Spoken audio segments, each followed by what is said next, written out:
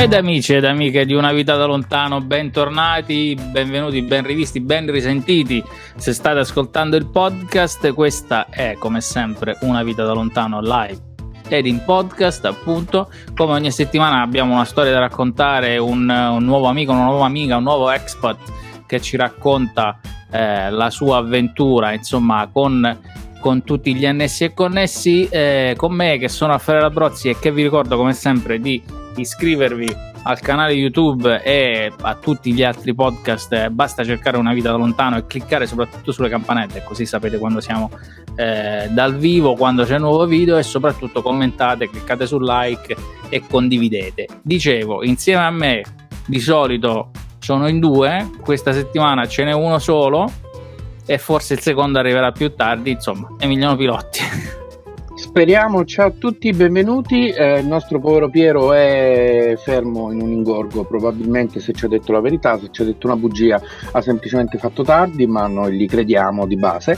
Ciao a tutti, è un piacere assoluto. Questa è la nostra 53esima puntata complessiva, la 21esima della seconda stagione. Abbiamo con noi la nostra 54esima ospite dal Belgio. Abbiamo Chiara Carlino. Ciao Chiara. Ciao. Chiara Scura. Chiara Scura, sì. Potrei anche dire, hai un nome d'arte o un nickname? Uno pseudonimo.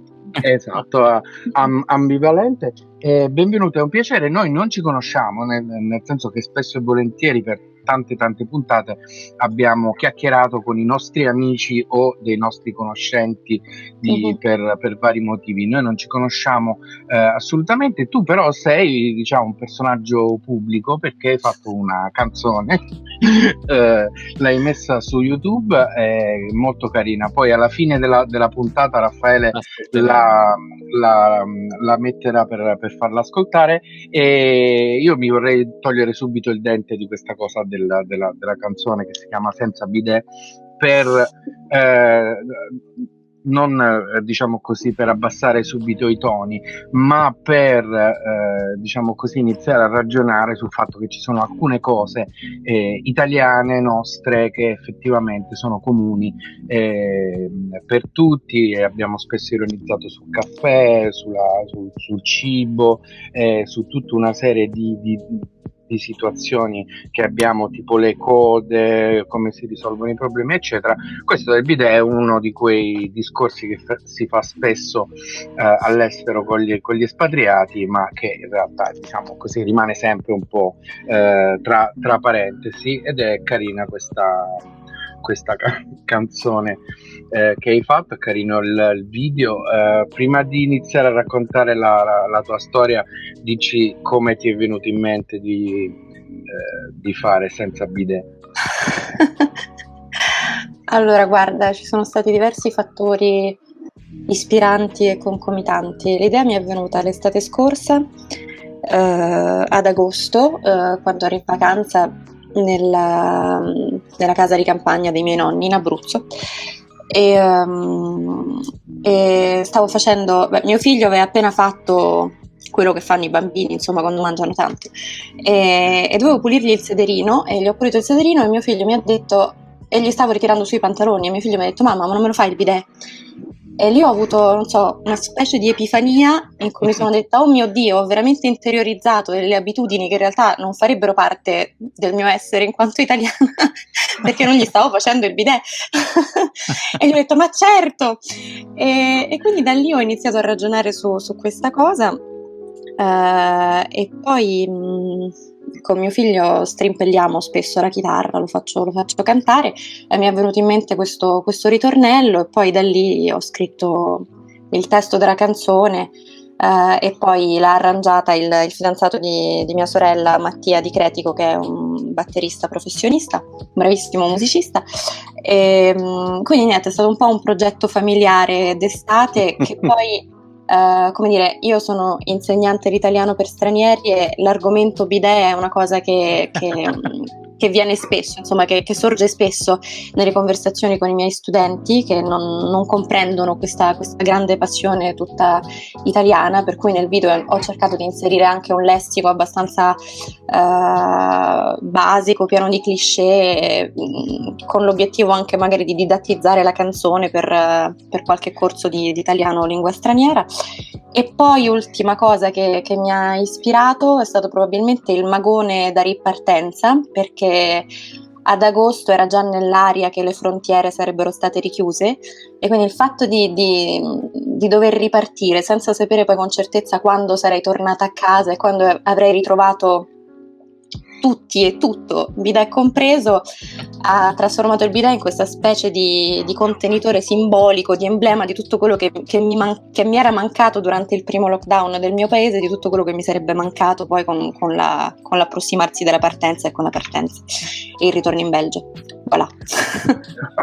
Voilà. In questo tuo velocissimo racconto della canzone, io ho notato due cose. Intanto un momento in cui diciamo così dimostra il fatto che sei espatriata, nel senso che hai la tua vita al di fuori del paese, il fatto che ti sei dimenticata per abitudine, per normalità, no? Che in quel momento eri in Italia e c'era il bidet, è una delle cose tipiche che dimostra che effettivamente, no, la routine, la normalità non è più qui, ma è altrove, è Esatto. dove sei.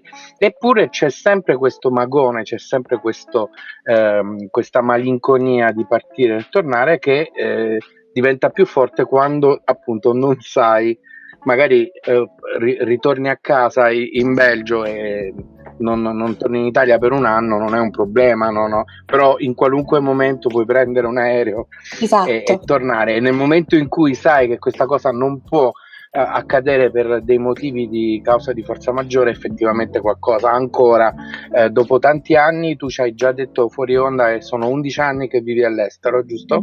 Sì. E quindi sono tanti anni, hai costruito la tua vita, la tua famiglia in questi anni all'estero. Quindi facciamo il passo indietro e cominciamo dall'inizio. Tu sei di Roma, giusto?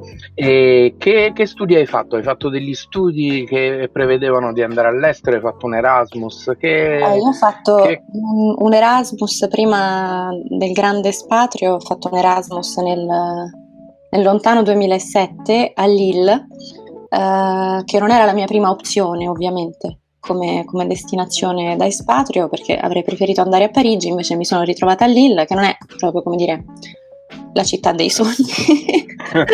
Adesso le sono affezionata a Parigi. Sì, esatto. E poi insomma il profondo nord, che in Francia è il profondo nord, un po' come il profondo sud, non so, ci sono tutte dinamiche un po' particolari. Come il famoso film, no? Esatto. Che da noi è diventato Benvenuti al Sud, esatto. Ma la versione originale francese era Benvenuti al Nord.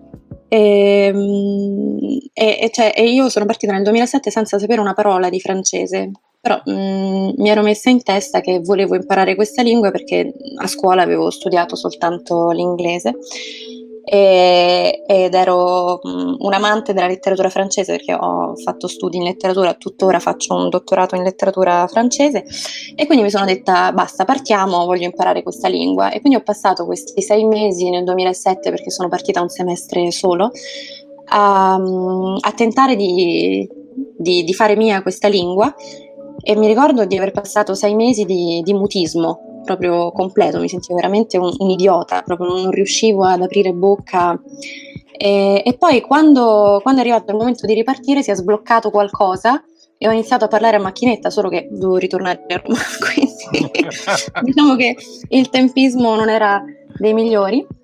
E quando sono tornata a Roma, visto che si era accesa questa lampadina francofona in me, ho sentito proprio in me l'urgenza di ritornare a stare in Francia, e poi ho fatto una laurea specialistica che era franco-italiana, prevedeva un anno a Bologna e poi un anno a Strasburgo, e col doppio diploma alla fine, in culture letterarie europee, questo per dire, che è un po' insomma le classiche lauree in aria fritta letteraria, però hanno il loro perché.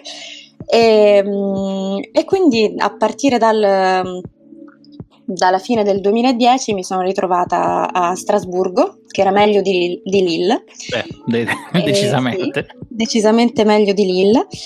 E niente, da lì poi sono rimasta a Strasburgo per svariati anni, perché ho finito la specialistica, ho iniziato un dottorato lì, nel frattempo mi ero innamorata anche di un francese bellissimo, e quindi sono rimasta a Strasburgo. Poi col francese è finita e mi sono un po' sentita prigioniera della città di Strasburgo, dove io in realtà ero rimasta per lui, perché io avevo sempre il sogno di Parigi. E poi mentre ero a Strasburgo a struggermi per questa storia finita, ho vinto una borsa di studio e quindi sono andata a stare a Parigi per un anno. E lì penso di aver passato uno degli anni più felici, più fecondi dal punto di vista intellettuale della mia vita, perché poi avevo diverse amiche che stavano lì a Parigi. Solo che quell'anno ho incontrato poi l'uomo che è diventato mio marito, che è belga. Ah, ok. e quindi... Però lo hai incontrato a Parigi? No, in realtà l'ho incontrato...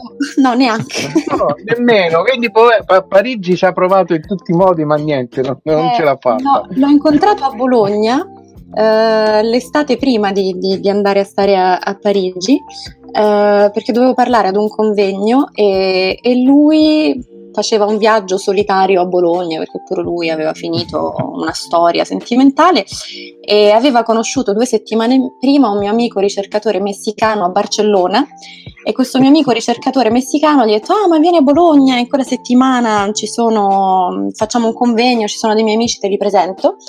E quindi insomma gli ha presentato i suoi amici e io, quando ho visto quest'uomo, ho avuto proprio una cosa che non ho mai sentito in vita mia, proprio la classica freccetta di Cupido, e quindi mi sono spaventata tantissimo e ho detto: io con questo tizio non ci devo assolutamente parlare, perché voglio andare a stare a Parigi, proprio no. E quindi poi ho iniziato a scrivermi con questo ragazzo uomo e quindi abbiamo passato un anno a scriverci a distanza e poi alla fine, siccome lui abitava a Bruxelles, abbiamo deciso di incontrarci a metà strada in Lussemburgo, visto che insomma i paesi in ballo erano pochi. Sono quelli. Territorio neutro. Uno dei posti, non voglio offendere nessuno, uno dei posti più deprimenti in cui io sia mai stata, in Lussemburgo, proprio un luogo per un primo appuntamento che sconsiglio caldamente a chiunque. E quindi da lì poi insomma è stato ufficializzato questo legame, poi abbiamo iniziato questa storia a distanza.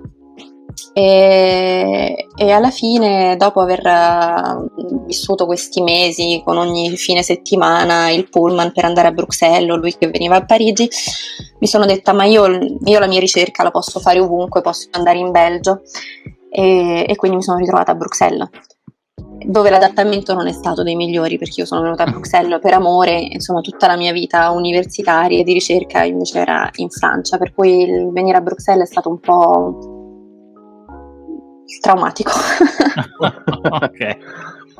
Diciamo che in questo racconto intanto ci sono un sacco di cose assolute, non solo divertenti, ma anche molto carine e anche esemplificative di come la vita ti può portare dove non pensavi assolutamente di finire, come per esempio di fare un incontro in un posto come Lussemburgo, che però se va bene significa che diciamo le 2 persone si sono trovate e non è colpa della città, insomma, se tu diciamo così fai un appuntamento a Parigi, potrebbe essere la città che ti ha, diciamo così, portato a pensare delle cose, invece se è un posto triste, come noi spesso e volentieri parliamo, comunque non bellissimo, ora Piero non c'è, potremmo assolutamente sottolineare la linea della Concepción, che è una delle città più brutte d'Europa. C'è un bel panorama la linea, no? La città è brutta, però c'è il panorama della Rocca e quindi Gibilterra. Quindi... Sì, no, ma c'è anche il panorama dell'altro continente, il continente africano sotto, però dipende da dove danno le finestre di casa tua, perché potrebbero dare anche sull'altra baia, che sono solamente petrolchimico e container, quindi e narcotrafficanti. No, ma poi c'era una morte sociale nelle strade, però insomma sì, se si fa il primo appuntamento in Lussemburgo e il primo appuntamento è meraviglioso, nonostante il Lussemburgo, vuol dire che quella è la persona Nonostante della il tua vita, Lussemburgo, Chiediamo scusa è ai nostri vero. amici lussemburghesi, ma prima o poi qualcuno lo dobbiamo offendere in qualche modo, pur se in una maniera così molto, molto ridanciana. E chiediamo, anzi, visto che siamo qui nel podcast, ai nostri amici italiani che vivono in Lussemburgo o a degli amici lussemburghesi che vivono in Italia e casualmente ci stanno ascoltando, di mettersi in contatto con noi, così faremo una puntata per raccontare anche questo posto così un po' mitico, diciamo, un po' leggendario, perché effettivamente è molto piccolo, non è che trovi. Invece la Francia o come ci è capitato gli Stati Uniti sono pieni di italiani, gli italiani sono dappertutto.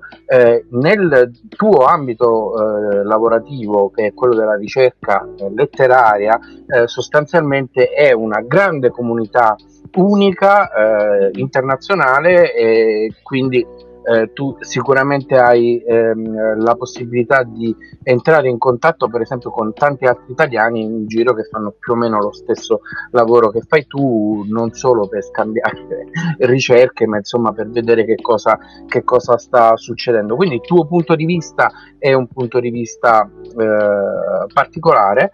Non eri costretta per motivi vari a andare via per trovare un lavoro, per cambiare vita, no. hai fatto una scelta di realizzazione, di trovare una strada, no? di fare Penso qualcosa. che sia stato proprio l'amore per la lingua francese in realtà, perché è proprio una lingua in cui ho iniziato a pensare, penso, che mi ha aiutata a crescere in quanto donna, in quanto individuo, e forse per certi versi la sento anche più mia dell'italiano, perché l'italiano è la lingua delle radici e degli affetti, però ci sono cose che mi riesce meglio esprimere in francese, per esempio. Quindi sì, non c'è stata una necessità materiale, però avevo questa sete di altrove, di abitare questa lingua. Quindi il motore della partenza è stato quello. Che è interessante, perché stavo pensando, viene in una città come Roma che è talmente tanta come città che non ti dà voglio dire, noi veniamo tutti dalla provincia, quindi comunque abbiamo sempre questo istinto di dover andare, perché veniamo dalla provincia e ci sentiamo piccoli, ci sentiamo chiusi e quindi dobbiamo partire. E generalmente di romani all'estero se ne vedono pochi, perché è talmente tanta Roma come città che uno non c'ha l'esigenza di andare via, no? Invece tu mi dici il contrario. Io mi sentivo un po' soffocare da Roma, forse per il mio modo di viverla, però insomma a Roma si fa una vita abbastanza di quartiere. Io sentivo insomma sì, mi sentivo un po' asfissiare, perché alla fine cresci con le stesse persone, vedi sempre le stesse persone, e poi sì, come dire, probabilmente stando con la famiglia vicino, continuando a vivere con i tuoi genitori, nonostante la bellezza e la grandezza di Roma, hai bisogno di uno spazio tuo, e questo spazio me l'ha dato veramente la lingua francese, quindi senza condizionamenti familiari, figure materne, figure paterne, così. E poi mi sono resa conto che insomma questa è un'arma a doppio taglio, perché poi Roma mi manca in modo viscerale, soprattutto da quando non ci posso più tornare così liberamente. Ma insomma questo è un problema comune ormai, purtroppo, e anzi più invecchio, più vado avanti con gli anni e più diventa lacerante dover ripartire quando poi è il momento di ripartire, perché poi insomma quando torni a casa vedi gli anni che passano anche sui volti dei tuoi genitori, che ti perdi pezzi di vita, ti perdi anche pezzi di città, determinati punti di riferimento che avevi a livello urbano non ci sono più, perché i locali cambiano, per cui ti senti un po' uno straniero nella tua città. Una volta a Roma mi è anche capitato che una coppia di turisti mi chiedesse delle informazioni e io non sono stata in grado di dargli quelle informazioni, e mi sono sentita... E questi mi hanno anche detto: ma lei è di Roma? E ho detto sì. Però è stata proprio una cosa. Beh, comunque sfido chiunque a sapere tutto di una città così grande, così complessa e così estesa che già normalmente sarebbe difficile rispondere a tutte le domande possibili, magari dei posti turistici specifici, dei monumenti, pure, però insomma è comunque una situazione unica, così come sarà unica Parigi, come unica qualunque capitale del mondo, soprattutto più sono grandi e più sono estese. Adesso tu sei, diciamo così, hai vissuto a Parigi, sei originaria di Roma, che comunque sfido chiunque, a parte che ne so, Città del Messico, Los Angeles o Tokyo, diciamo che comunque non è una città facile, così alla portata di tutti, Roma, però sei finita a vivere in una città che non è piccola, ma che comunque rispetto a Roma ha una dimensione assolutamente umanissima. È fattibile. Adesso magari quando torni a Roma prendi il meglio della città, il bello, no? Prendi solo le cose che ti mancano, no? E quindi invece prima avevi la dimensione quotidiana che era completamente diversa. Questo scatto con le anche Lille non è grande come Roma, non è Parigi, no? Questo scarto tra la metropoli millenaria e invece delle città più piccoline, più semplici, anche se all'estero, come ti ci sei trovata? Ti ha favorito questo passaggio, oppure ti sei trovata un po' a disagio? Ma allora, non so, parto, diciamo, finché sono stata studentessa, in realtà il fatto di iniziare la mia vita fuori Roma e al di fuori dell'Italia, in una città piccola, per esempio come poteva essere Lille o come poteva essere Strasburgo, mi è stato d'aiuto. E per una ragione molto pragmatica, ovvero che sono nata sprovvista di senso dell'orientamento, e quindi il fatto di stare in una città, no, per una che è cresciuta a Roma è grave. Esatto, sì. No, ho molta difficoltà con gli spazi, proprio è un tipo di intelligenza che Dio non ha voluto darmi. Io chi per lui, insomma. E quindi no, come dire, le città piccole, finché sei studente, hanno tutta questa vita studentesca. In realtà è molto bello perché le fai tue presto, però iniziano a starti strette nel momento in cui inizi ad avere esigenze più adulte. Per cui insomma quando mi sono ritrovata a Parigi, lì è stato proprio, vabbè, quella è e penso da un certo punto di vista rimane la città dei miei sogni, pur avendo 1000 più difetti Parigi, parigini compresi. E insomma, venire poi a Bruxelles da Parigi è stato difficile, e perché insomma qui, a parte l'amore, non avevo niente. Sono venuta per amore, sempre perché sono un po' una tipa impulsiva, mi dico ma sì, facciamolo, poi il resto verrà da sé, e quindi insomma questo secondo espatrio che non avevo previsto mi è costato un po', però poi alla fine sono riuscita a ritagliarmi i miei spazi anche qui a Bruxelles, e anzi, avendo costruito una famiglia qui, avendo 2 bambini piccoli italo-belgi qui, mi rendo conto di quanto sia la grandezza urbana a misura di famiglia. Quindi per il momento mi ci sento bene. Non garantisco che rimarrò qui fino alla fine dei miei giorni. Ecco, da genitore ti chiedo, vivere in una città grande con i figli non è un po' più complicato rispetto a vivere in una città piccola? Sì, infatti, per quello dico, Bruxelles è perfetta da questo punto di vista, perché è grande senza esserlo al tempo stesso, quindi a Parigi, per esempio, anche con gli spazi vitali di Parigi che sono microscopici, non sarebbe proprio umanamente possibile. E quindi no. È lo spazio perfetto per quelle che sono le mie esigenze e le nostre esigenze familiari al momento, e per i miei figli, quindi Oh, quindi tu hai appena detto un mai dire mai, che è una frase che non saprei fare una statistica, ma diciamo dividiamo a metà gli espatriati e la metà ci dice mai dire mai e l'altra metà dice no, perché questo io sto qua, questa è casa mia, no? Diciamo che è una differenza esistenziale, no? Chi ha trovato il suo posto sicuro e certo, ormai quella è la vita. E tu invece sei, non dico avventurosa, ma insomma le tue scelte precedenti sono state fatte di istinto, di cuore principalmente, anche il desiderio di andare a vivere per fare un Erasmus in un paese di cui non si parla la lingua, proprio per imparare la lingua, è una roba molto hardcore, molto sì, anche perché attorno dura. a me all'epoca mi ricordo tutti questi studenti Erasmus sì, per festaioli, invece io ero andata proprio lì per studiare, per cui ho passato proprio un Erasmus brutto perché ho studiato e basta. Ci vuole anche molta forza di volontà per non perdersi poi.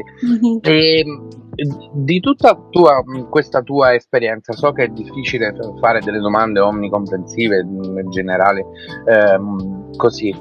Se potessi tornare indietro, faresti qualcosa diversamente o non cambieresti delle scelte, non le faresti? So che non è una bella domanda da fare perché può avere anche delle risposte diciamo così molto, molto tranchant, molto semplici, fatti tuoi, tipo per esempio, però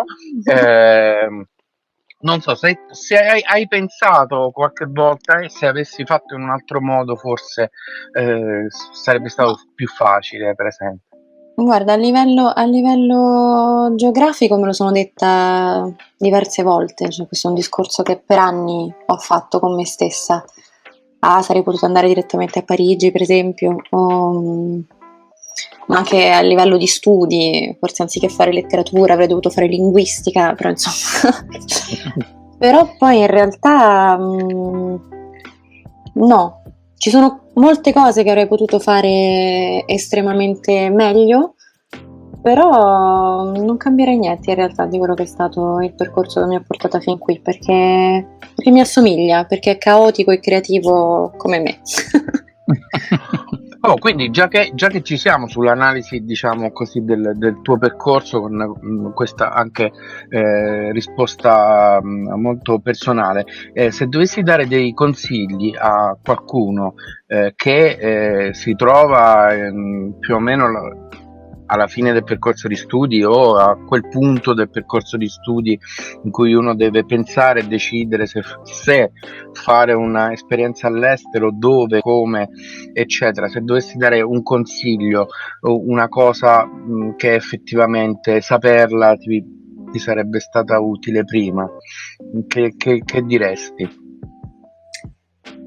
Beh, direi di evitare il bis espatrio se non lo si è previsto, nella misura in cui se si è iniziato tutto un percorso in un paese diverso dal proprio paese di origine, se poi si decide di punto in bianco senza avere una necessità professionale effettiva di cambiare ulteriormente paese, è un po' difficile, per esempio a livello dell'equipollenza dei diplomi, di tutte queste scartoffie amministrative che possono abbastanza avvelenare l'esistenza quotidiana. Ma io penso che la maggior parte delle persone non sia così scavezzacollo come me a livello di scelte esistenziali, anzi, quindi un po' più ponderate, ma dipende, ne abbiamo in questi mesi, ormai più di un anno che facciamo questo podcast, abbiamo sentito tante storie diverse, no? Quindi okay. Da chi distinto ha preso e se n'è andato, da chi invece ha ponderato tutte le situazioni, da chi ha preso e ha deciso il giorno dopo di partire per l'Australia dicendo a mamma e papà ok, io vado in Australia, arrivederci, e poi da lì si è trasferito in Giappone, quindi in Italia non c'è più, c'è più tornato. Oppure, che ne so, io dico sempre, sono partito per una vacanza e poi ho chiamato casa e ho detto no, ho trovato lavoro, non torno, quindi dipende sempre un po' da come Ricordiamo anche l'esperienza del nostro terzo socio che oggi non c'è, Piero, che è andato in Messico a un certo punto, così non tanto ponderata come scelta, è stato quasi 2 anni e poi è tornato in Europa, ma questa è diciamo sono i nostri racconti faceti. Diciamo abbiamo fatto tutto un racconto del tuo percorso, ti abbiamo chiesto anche delle cose così più specifiche sui consigli, sui pensieri, ma del fatto diciamo così di essere italiana all'estero, cosa hai trovato di positivo nell'essere italiana nel percorso di studi piuttosto che dopo quello professionale, e se ci sono invece così dei punti negativi, delle parti che magari ci mettono un po' in difficoltà andando all'estero e approcciando magari prima lo studio poi il lavoro. Tu hai notato per tua esperienza personale?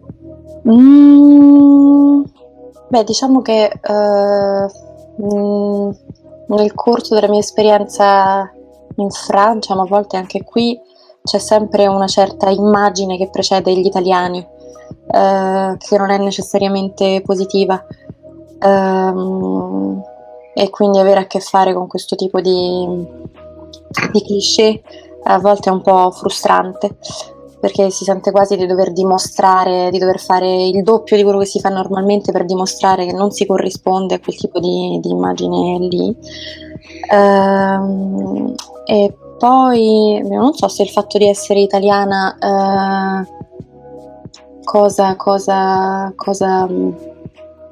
in cosa arricchisca la mia esperienza. Direi più il fatto di essere bilingue e di vivere a cavallo tra due culture, tra due paesi è veramente una ricchezza inestimabile, perché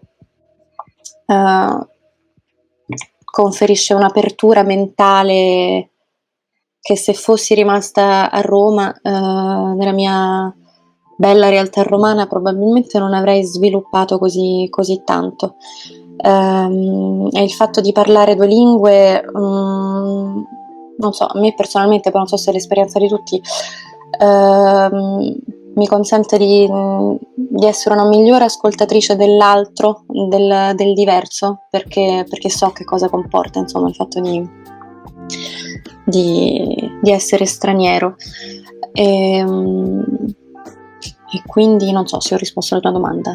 No, hai risposto anche di più.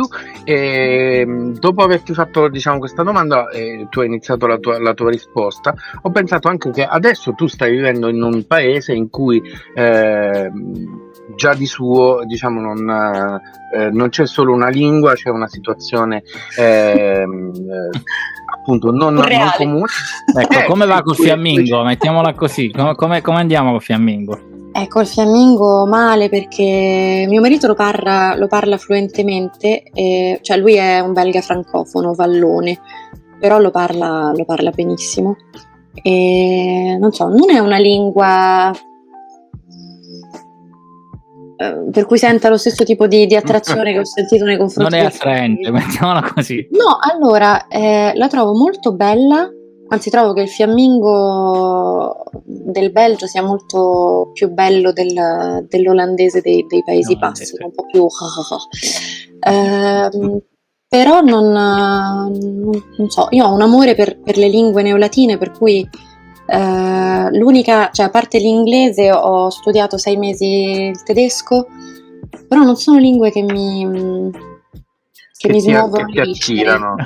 Sì, e quindi non. Però il fatto che appunto il Belgio è un paese assolutamente non solo bilingue ma biculturale, è diciamo che è unico nell'avere la sua cultura propria, proprio che è la commistione tra i due gruppi, ogni tanto divisi, ogni tanto ci si creano delle commistioni, no? È una situazione abbastanza particolare, anche un posto abbastanza privilegiato per guardare appunto le integrazioni che noi stiamo vivendo su larga scala come europei in generale, e il Belgio è un posto dove questo tipo di cosa si fa da un sacco di tempo, sì. E non sempre con risultati positivi, perché appunto tutto il mondo è paese, insomma ognuno ha le sue situazioni. Anche il francese del Belgio è un francese diverso da quello della Francia, ovviamente, quindi ti sei dovuta adattare in qualche modo, e hai avuto, diciamo, qualche tipo di reazione avversa? Guarda, qui mi è capitato più di una volta che mi prendessero per francese, perché io ho l'accento francese. Cioè, allora, quando stavo in Francia, mi ricordo, questo aneddoto alsaziano ma merita, una volta mi presentarono una bibliotecaria, e questa bibliotecaria mi disse: ma lei è italiana? E io: sì, ma lei non ha un accento italiano, questa cosa è frustrante. Ok. L'ordine delle cose i francesi hanno veramente un'attrazione morbosa per gli accenti stranieri, hanno bisogno proprio, quando sei straniero, di situarti geograficamente. Ah oui, sì, tu sei questo. E quindi sì, cioè parlo francese senza l'accento italiano, e quindi quando sono venuta qui in Belgio mi è capitato più di una volta che mi scambiassero per francese, e a volte mi viene da correggere anche mio marito quando parla. Per esempio, qui in Belgio utilizzano il verbo sapere al posto del verbo potere. Per esempio, se devono dirti che puoi aprire la finestra, per favore, ti chiedono: est-ce que tu sais ouvrir la fenêtre, che significa sai aprire la finestra. Insomma, è un tipo di formula che può dare adito a fraintendimenti, come stai mettendo in dubbio la mia capacità intellettiva e fisica di aprire una finestra. E in questo tipo di situazioni ho reagito un po' come reagirebbe un francese che fa il cultore della lingua francese, come se la lingua francese vera fosse solo quella di Francia. Non è assolutamente così, e quindi no, è stato molto molto molto molto estremamente arricchente fare questo viaggio imprevisto nella francofonia, e non soltanto nel francese della Francia. Anzi, infatti adesso il mio pallino è il Quebec. Mi piacerebbe moltissimo andare a finire lì, se le mie ricerche. Un altro francese ancora. Sì, che trovo invece, bellissimo. Per esempio, due cose. Una cosa che mia moglie dice, che è irlandese, di Cork, quando ti chiede di passargli una roba, lei non ti dice give me o pass me, ti dice show me. Quindi quando mi dice show me the remote, tipo passami il telecomando, e io le prime volte dicevo: ma perché eccolo, guarda, lo vedi, ce l'ho qua. Invece adesso è quasi la richiesta a un mago: fai apparire il microfono. Fammi apparire. E invece un'altra cosa che invece ho sempre mi è sempre divertito della differenza tra il francese e il belga, il come dicono 80. Adesso mi confermi tu che i francesi dicono 4 volte 20 per dire 80, mentre i belgi dicono 80? No, quelli sono gli svizzeri, che a quanto pare in Svizzera non ci sono ancora mai stati, dicono 80. E i francesi dicono 80, cioè 4 volte 20, anche in Belgio si dice 80. Okay. Però la differenza tra il francese del Belgio e il francese della Francia è che per dire 70 e 90, per dire 70 i francesi dicono 70, cioè 60-10, e i belgi dicono 70. Insomma, e per dire 90 i francesi dicono 90, cioè 4 volte 20, 10, che è proprio una cosa che ci devi stare a pensare per sapere che numero poi è. Io non ho un'intelligenza matematica, come nel caso dell'orientamento, molto sviluppata, per cui questo modo di contare era una tortura, e invece in Belgio dicono 90. Insomma, mi si è aperto un mondo anche a livello di cifre. Una semplificazione a pochi chilometri di distanza, sì. Viene così. Allora, rapporto tra la lingua, l'Italia, l'italiano, te e i tuoi bambini. Cioè, qui si apre un mondo assoluto. Intanto, paese bilingue, genitori di 2 paesi diversi, con già in 2 fate già 3 lingue, così proprio native, e ovviamente è una situazione unica, anche altri vivono, ma insomma, hai notato delle particolarità? Hai qualche consiglio o hai qualcosa da raccontarci di particolare rispetto a crescere dei bambini che sono un po' italiani, un po' belgi, che hanno una visione del mondo che è assolutamente diversa da chi invece ha i suoi due genitori dello stesso paese, precisi, belli e unici? Penso che sia l'avventura umana più bella della mia vita questa. Proprio, vabbè, io avrei sognato di nascere bilingue, di vivere quello che i miei figli vivono. Per cui attraverso loro vivo un po' la realizzazione di questo mio sogno, proprio perché insomma io l'apprendimento del francese me lo sono dovuto sudare faticando, invece per loro.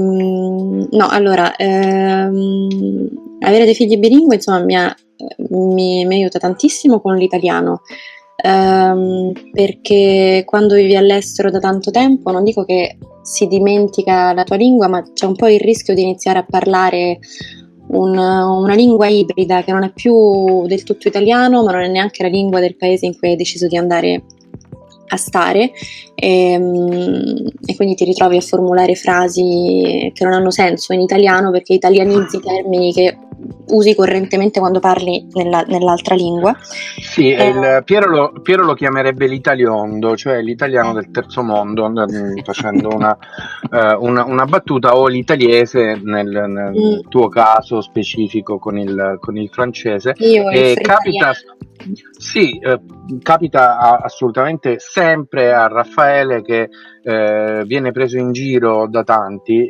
anche da me spesso, perché è divertente, del fatto che non è capace ogni tanto di parlare perfettamente in inglese, e io dico, ma guarda che anche in italiano aveva gli stessi problemi, quindi non vi preoccupare, sta facendo la stessa cosa e la sta traslando dall'italiano all'inglese e fa quello che succede dopo tanti anni, ma penso che succeda anche a te, poi mi piace continuare a sentire quello che ci stavi raccontando, il fatto di non ricordarsi più le parole in italiano, che è una roba che noi prendevamo in giro gli emigranti quando tornavano, perché parlavano questo italiano strano con dei termini che non c'entravano niente, e invece diventa normale sia da una parte che dall'altra, perché poi se l'hai imparato in inglese quel termine in italiano è difficile che ti venga la traduzione immediata, oppure viceversa, no? Sì. No, per cui insomma avere due figli, adesso il primo è piccolo perché è un figlio della pandemia, quindi lui dice no e basta, per adesso quella è l'unica parola a parte mamma e papà che pronuncia, ma con mio primo figlio che ha quasi 5 anni mi aiuta tantissimo, perché l'uso quotidiano dell'italiano l'ho riscoperto da quando lui è nella mia vita in realtà, perché poi con mio marito parliamo da sempre in francese, ci siamo innamorati parlando in francese e tuttora insomma ci parliamo solo in francese, anche se lui capisce benissimo l'italiano, con me e due figli insomma ormai è costretto, e quindi sì, mi ha aiutato moltissimo da questo punto di vista, mi aiuta in quanto insegnante di italiano per stranieri, perché questo mi consente di continuare ad abitare la mia lingua natia e quindi di essere un insegnante capace di parlare italiano nonostante questi 11 anni di vita altrove, e poi noi in casa cerchiamo di seguire il metodo OPOL, One Person, One Language. Quindi io parlo soltanto italiano e mio marito parla con loro soltanto francese per adesso, perché vorremmo che acquisissero delle basi solide in entrambe le lingue prima di introdurne anche una terza e una quarta, e vanno in una scuola francofona i miei figli. Per cui e per adesso il primo è perfettamente bilingue, poi non so quando il secondo inizierà a parlare che tipo di lingua costruiranno tra loro, se una delle due prenderà il sopravvento sull'altra, però no, è una cosa bellissima, ci sono diversi shock culturali che a volte si possono anche sperimentare, attriti che si possono creare perché si ha un modello educativo differente, una visione anche dell'educazione infantile differente, però insomma, quando si vive in un ambiente multiculturale si è sempre inclini a cercare di trovare un compromesso che consenta alle due lingue e alle due culture di coabitare e di coesistere. Quindi non mi ricordo più qual era la domanda. No, hai risposto perfettamente. Hai risposto anche a altre domande che ti avremmo potuto fare. Alla fine Stavo pensando della tua risposta... Sì, vai. Sì, no, stavo pensando che è difficile, veramente difficile rimanere con la barra dritta e dire ok, io parlo solo italiano con i bambini e mio marito parla solo in francese, perché lo vedo su me stesso, che ogni tanto io parlo sempre in italiano con mia figlia, ma ci sono dei momenti in cui ho bisogno di parlare in inglese perché sembra che non stia attenta, poi in realtà capisce tutto, ma c'è questo fenomeno di rifiuto per cui fa finta di non capirmi e quindi le devo parlare in inglese, oppure delle volte parto con l'inglese e poi mi dico ad alta voce: ma perché sto parlando in inglese con te? Devo parlare in italiano.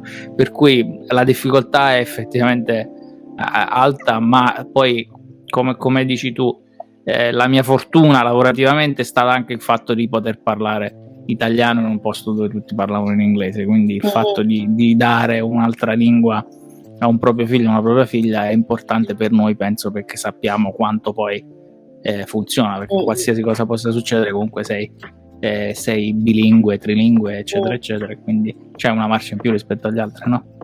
Sì, no, ma sì, poi secondo studi, insomma, pare che il bilinguismo aiuti i bambini quando poi saranno adulti in una maggiore capacità di risoluzione dei problemi, insomma, sì, è sicuramente una marcia in più. E io devo fare un grande sforzo su di me, ovviamente, per mantenermi lì già a questo desiderio di parlare solo ed esclusivamente italiano. Penso che il mio lato grammar nazi mi aiuti molto in questo. Il fatto di essere di avere quest'anima un po' di professoressina mi aiuta molto, per cui non so, penso di essere abbastanza insopportabile, probabilmente all'adolescenza mio figlio me la farà pagare, però mi capita a volte di correggerlo se utilizza una parola, cioè se parla in italiano usando un termine francese italianizzato. No, in italiano si dice così, ovviamente lo faccio in modo sempre amabile, non con la bacchetta. Però un'altra cosa che facciamo spesso, che non so quanto durerà, insomma, quando lui inizierà a leggere probabilmente non potremo più farla, è che mi capita da sempre, da quando lui è piccolo, di tradurgli in italiano dei libri che ha in francese, quindi le storie le racconto in italiano anche se i libri sono in francese, per cui lui ha imparato determinate storie che abbiamo letto e riletto in italiano, anche se poi questi libri in italiano la traduzione lui non ce l'ha. Ogni sera, per esempio, quando gli leggo la storia, se il libro che ha scelto è in francese, gli dico l'autore, l'editore, e poi gli dico sempre è tradotta da, e lui fa mamma Chiara. E poi quando prende un libro in italiano, no? Questa storia non l'hai tradotta tu? No, è già in italiano. Bene.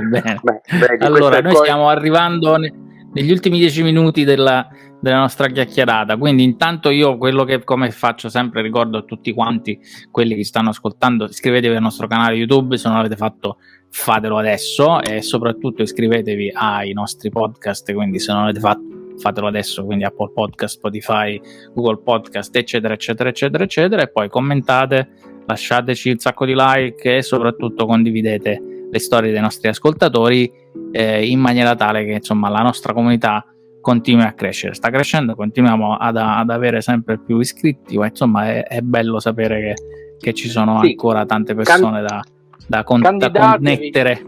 Candidati, fatti delatori su chi, insomma, secondo voi potremmo incontrare nel futuro. Allora, Chiara, abbiamo fatto tutto un giro e siamo arrivati anche a dei punti molto personali, molto delicati, appunto del rapporto con i tuoi figli, la lingua, anche un po', diciamo così,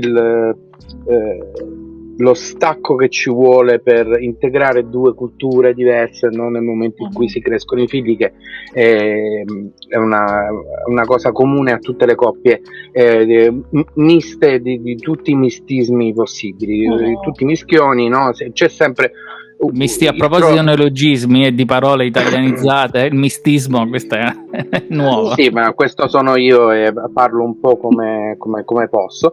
E quindi questa è una cosa abbastanza comune un po' a tutti, non solo ai nostri espatriati, ma anche a chi appunto viene da mondi diversi per 100.000 motivi, eccetera, eccetera. Però quindi abbiamo ci ha raccontato delle cose molto alte, molto belle, molto delicate, e noi arriviamo con negli ultimi 10 minuti quelle domande così che facciamo un po' a tutti i nostri ospiti per dare un filo comune alle nostre chiacchierate. Non c'è Piero, che di solito queste domande le faccio fare a lui, e se hai una cosiddetta coperta di Linus che ti sei portata in tutti i posti dove sei stata, non una cosa fisica obbligatoriamente, una cosa dell'anima, una cosa dell'Italia di cui non puoi fare a meno, che non hai mai lasciato ovunque sei stata. Una cosa dell'Italia che non... Escludendo il bidet, che ovviamente abbiamo cominciato. Quello in valigia poi non entra purtroppo, soprattutto se parte con Ryanair non è l'ideale. Dunque la coperta di Linus è qui proprio, sono proprio la classica figlia di mamma italiana, è una mia foto da piccola con la mia mamma che mi ha seguito ovunque, che adesso è appesa in camera dei miei figli. E quello è l'oggetto che mi ha seguito dappertutto, tutti questi miei spostamenti. In Lussemburgo per il primo appuntamento non me la sono portata, però insomma no, ma non gli ha presentato la mamma al futuro marito subito? No, in quell'occasione no, poi insomma ho avuto modo di conoscere la suocera, non c'è problema per quello, insomma poi è successo. E poi non so, ma è l'unica cosa che mi viene in mente, perché poi quando mi sposto c'è sempre la valigia con i miei libri, il mio computer, tutti i miei libri schedati dentro il mio computer, per cui un po' queste sono le cose che mi seguono quando mi muovo. Quindi non cose materiali, ma cose diciamo un po' non dico virtuali. I libri, no, adesso possono stare tutti quanti in pochissimo spazio, che è quello di una scheda di memoria, quindi non c'è più bisogno di portare un'intera libreria di libri a cui si è affezionati. Invece, essendo tu di Roma, ci sono delle cose proprio di Roma a Roma, il cibo, alcune abitudini, ci sono cose che sostanzialmente si possono fare solo in Italia, nella tua città, no? Abbiamo avuto una volta, abbiamo rischiato l'incidente diplomatico tra arancini e arancine, e no? Ogni regione ha le sue cose specifiche, le sue attività, senza tirare in ballo il maritozzo con la panna, insomma. Però no, ci sono delle cose che ti sono mancate o che hai dovuto, diciamo così, affrontare con un po' di coraggio all'estero. Allora, guarda, penso lo shock che ogni romano viva quando è all'estero è il modo in cui all'estero viene vilipesa e maltrattata la carbonara. Insomma, si aggiungono queste creme terrificanti. Quindi mi è capitato di insegnare a più di un francese come si fa la carbonara. Sono molto fiera di questo. Sì. E poi una cosa che mi manca, ma da morire proprio, anzi da morire, è il supplì. Infatti quando hai detto arancino è proprio la prima cosa che mi è venuta in mente quando mi hai parlato di Roma. E poi mi manca il romano, che in realtà non ho mai parlato, io ho sempre parlato italiano non ho mai parlato in romano o in romanaccio, neanche da piccola. E invece da quando vivo all'estero, quando torno a casa mi sale proprio il romanaccio, ma proprio una cosa che parlo soltanto con mio padre, mia madre e le mie sorelle. Ma cioè, se mi registrassi e mi sentissi da fuori, mi direi, oh mio Dio. Non dico proprio la coatta di Roma, però non so, quindi c'è proprio un bisogno di ritrovare queste radici linguistiche anche a livello dialettale. Ricarichi le batterie in maniera molto potente per quel poco tempo, così che puoi stare mesi senza, no? E poi una cosa che da romana mi ha fatto soffrire tantissimo è stata la morte di Gigi Proietti, che ha sempre fatto parte della mia famiglia come figura. Insomma, andavamo a vedere gli spettacoli, mi ricordo quando ero liceale e si passava nei pressi del Brancaccio, c'era sempre, oh mio Dio, e se lo incrociamo, che bello. E vivere la morte di questo attore, che per me è sempre stato uno dei monumenti viventi di Roma, stando qui, è stata una cosa che mi ha fatto soffrire tantissimo. E quindi voilà, ci sono, ecco, queste figure emblematiche della tua città o del tuo paese, che quando vengono a mancare e sei lontano ti senti un po' straniero rispetto a loro, perché nessuno ti capisce. Cioè, io qui a chi lo potevo dire, oddio, è morto Gigi Proietti, ma nessuno sa chi è. E poi per esempio per celebrarlo così, mi ricordo che a una mia classe, cioè mi ricordo, è successo di recente, a una mia classe di adulti belgi francofoni che avevano difficoltà a pronunciare il 18, ho mostrato la barzelletta 18. Temevo quella del Cavaliere Nero e Cavaliere Bianco. Quella lì ancora no, perché è difficile da didattizzare quella lì, ma quella del 18 è... Cioè, Gigi Proietti è anche eccelso insegnante di italiano per stranieri, perché da allora il 18 non lo sbagliano più, e anzi ogni volta che si imbattono in una pagina numero 18, esercizio numero 18, ridacchiano tra loro. Bellissimo. Beh, quindi hai trovato anche un metodo didattico molto utile, ed è una delle cose, il rapporto con l'Italia stando fuori non è più magari quello del secolo scorso, degli emigranti con la valigia di cartone che evochiamo sempre, in cui le distanze erano assolutamente siderali, che quando si andava all'estero per tantissimi anni, per decenni, si metteva in conto di non tornare, no? Magari poi si tornava dopo tanto tempo. Invece pandemia permettendo, insomma, la possibilità di tornare in Italia per te è sempre stata a portata di mano, un aereo, appunto Ryanair ha cambiato completamente i rapporti delle distanze, però comunque rimangono delle situazioni, no? Rimangono delle lontananze. Secondo me, se tu aprivi la finestra e urlavi a squarciagola, diciamo così, se c'era qualche altro italiano che voleva parlare di Proietti quando è morto, secondo me qualcuno ti rispondeva anche sì, anche lì.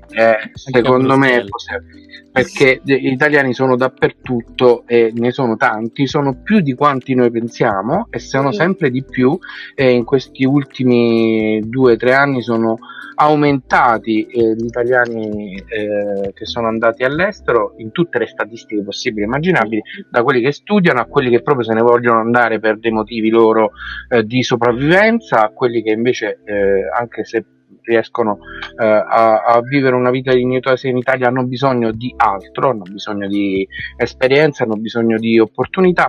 Quindi la tua storia, noi ti ringraziamo di avercela raccontata, perché intanto la storia tua, e quindi no, è unica e irripetibile come lo sei tu. Grazie ancora di essere stata con noi, di aver condiviso con noi la tua esperienza e il tuo punto di vista unico sul, diciamo così, l'espatrio, il vivere all'estero, e di averci raccontato le cose che sicuramente sono personali, che non è che vai a raccontare al primo che passa così, che incontri per strada.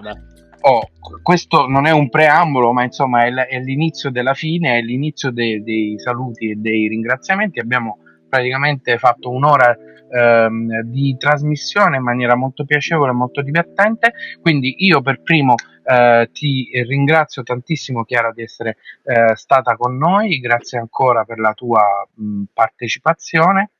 Grazie a voi dell'ascolto, della benevolenza. Mi scuso per i commenti sul Lussemburgo, sono molto affezionata al Lussemburgo. No, è vero, è nel mio cuore il Lussemburgo. Beh, Galeotto Ok. poi Lussemburgo si Esatto, potrebbe dire, no? esatto. Con Mhm. una cosa. Per cui, siccome Piero non c'è, allora Mhm. Raffaele, diciamo, puoi fare la chiusura finale La globale. chiusura, va bene. Prima, però, prima della chiusura finale, Chiara, se vuoi, Sì. ti lasciamo il microfono aperto per dire ai nostri ascoltatori o a delle persone che vuoi tu, insomma, di lasciare un messaggio, una conclusione finale della trasmissione dal tuo punto di vista. Oddio, che responsabilità. Se ce n'è, se no. Cioè, giusto, anche un saluto, va bene, un saluto specifico, insomma. No, vorrei dire a chi magari a causa del Covid e della pandemia ha timore di fare il passo di partire, che se ha in sé questa sete d'altrove, di dissetarsi con l'altrove. Lo stesso, a prescindere dal Covid. Perfetto. Mi piace ed è degna chiusura di questa puntata di Una vita da lontano live ed in podcast, con noi Chiara Carlino come ospite. Noi ci risentiamo ovviamente la prossima settimana, tutti i giovedì. Ovviamente se avete cliccato sulla campanella sapete quando siamo live, altrimenti il video è lì e il podcast lo troverete lì. La prossima settimana andiamo un'altra volta negli Stati Uniti con una coppia che si occupa principalmente di cibo e di cibo italiano, quindi sarà molto molto molto divertente sentire questa storia. Noi chiudiamo la puntata di oggi con il video e con la canzone di Chiara, quindi ci sentiamo la prossima settimana. Questa è Chiarascura con Senza Bidet. È stato un piacere, ciao. Ciao.